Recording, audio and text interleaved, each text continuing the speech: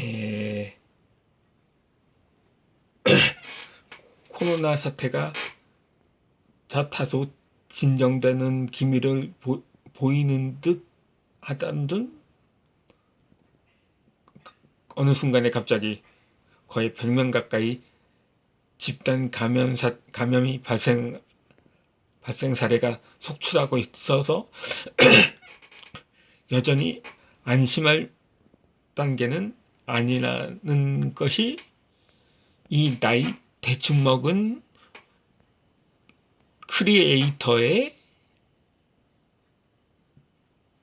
짐작이기도 합니다.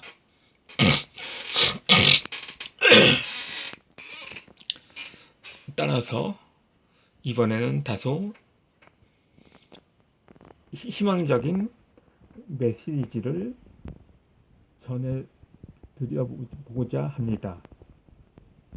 사실 우리나라는 항상 위기가 닥칠 때마다 이를 기회로 반전을 시키곤 했던 역사가 있었습니다. 아울러 이번 사태도 무언가 우리나라의 역사의 길이 남을 수 있는 한 획을 그을 수 있는 상황으로 이어지지 않을까 하는 조심스러운 기대가 없진 않기 때문이기도 합니다. 역사적으로 볼 때도 그래왔습니다. 신라의 삼국 통일의 과정을 상기해 보면 알 수 있을 것입니다. 당시 우리나라는 항상 당나라의 위협을 받아왔었습니다.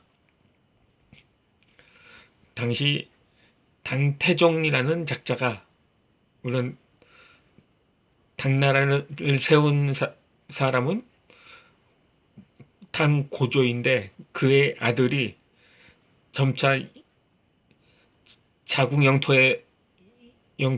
영토로만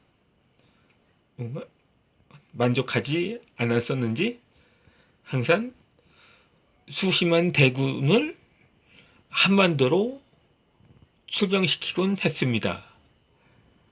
하지만 번번이 패하고 맙니다. 결국 당태종은 고구려 장군이었던 양만춘 지휘하에 병사들이 발사한 활에 맞고 그 후유증으로 사망을 하게 되는데, 이때 당태종은 그 신하들과 아들한테 이러한 유언을 남깁니다. 절대로 고구려를 침략하지 말라고 말입니다. 하지만 당태종에 이어서 왕위에 오른 아들 고종은 부친 태종의 말을 씹고 고구려뿐만 아니라 한반도 전체, 그러니까 백제에 이어 신라까지 정복하고자 군사를 파병하게 됩니다. 하지만 그것이 오히려 화를 자초하고 말았던 거죠. 원래 당시 신라의 화랑도 출신인 무열왕 김춘추가 왕이 되면서 무열왕이라는 이름으로 나당 연합을 통해서 삼국 통일에 뭐 당시 삼만일통이라는 사자성어를 통해서 사자성어로 하여금 과거의 고조선의 영토를 회복하고자 했던 생각이었던 거죠. 그렇게 고구려와 백제까지 멸망시킨 나당 연합군은 이때 당나라가 신라의 뒤통수를 치게 됩니다.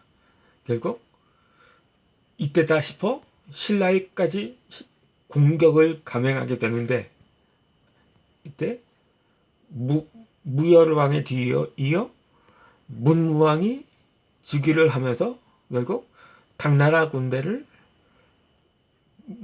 무찌르게 됩니다.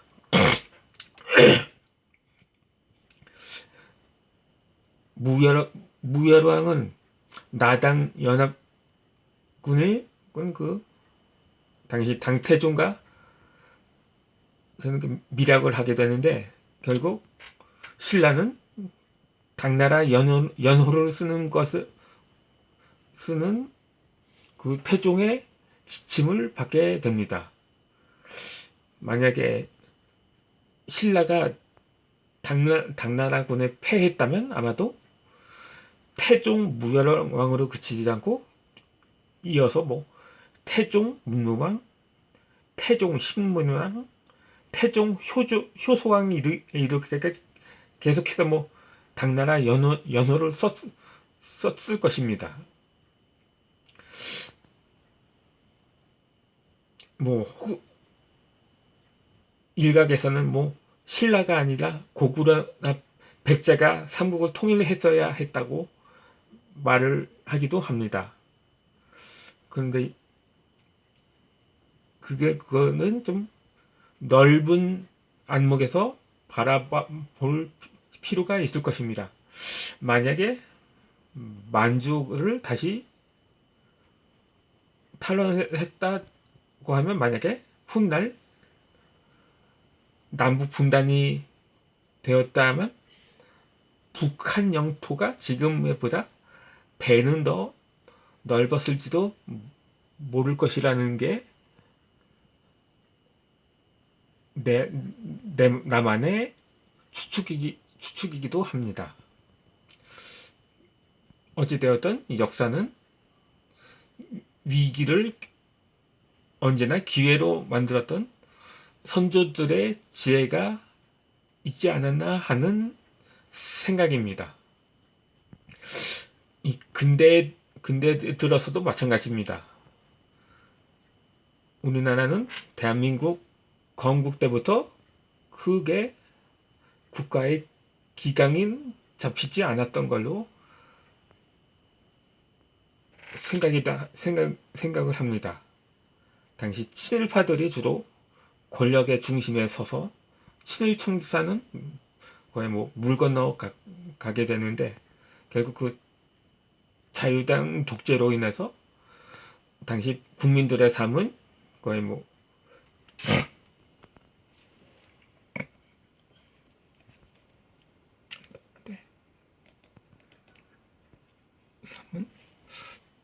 삶은 거의 피폐해졌다고 볼 수 있을 것입니다. 결국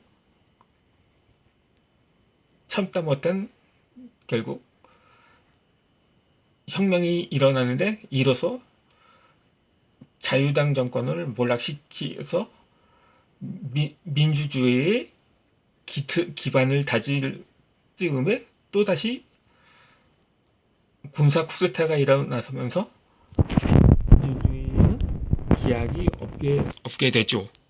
그런데 대신 당시에는 경제 발전을 하면서 당시 많은 사람들이 민주주의고 나발이고 뭐 먹고 사는 문제만 해결되면 뭐 장땡이다 이렇게 말하는 사람들도 더러 있었을 것입니다. 그렇게 우리 민족은 위기를 기회로 만드는 위기회를 이루었던 민족이기도 합니다. 그래서 요즘에도 기도회를 갖고자 하는 마음입니다.